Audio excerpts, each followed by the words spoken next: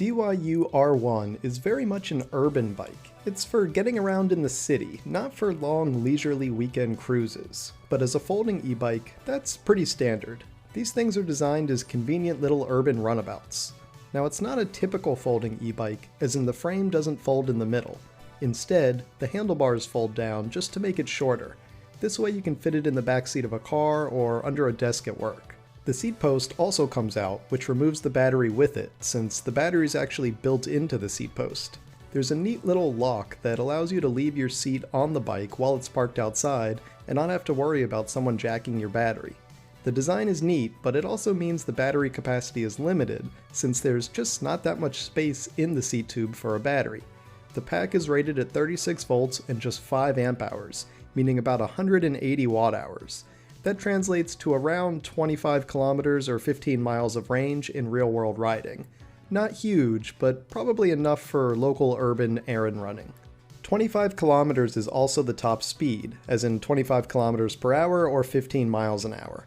Again, this is an urban bike. It's meant for sticking to the bike lane, not racing cars in the street. So don't expect crazy performance from the DYU R1. It's not going to give it to you. But what it will give you is good performance within its envelope.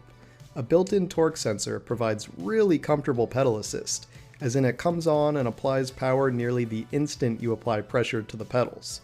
For a $999 e-bike, I was pretty surprised to see a torque sensor based pedal assist, and I was even more surprised at how well it worked.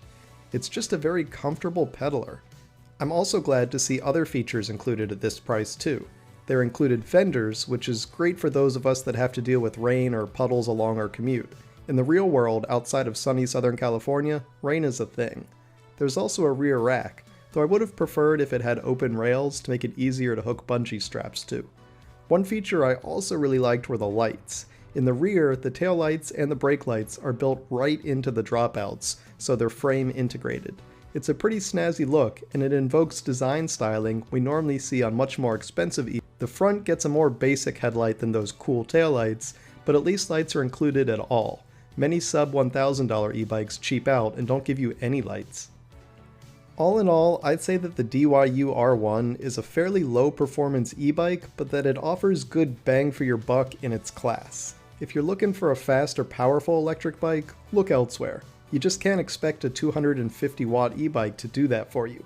But if you want a slick little urban e-bike, the DYU R1 delivers. It's a small and fairly lightweight package at just 20 kilos or 45 pounds, yet it offers good build quality and a pretty high load capacity too, at up to 150 kilos or 330 pounds. So it's well made, it looks good, and it's priced affordably.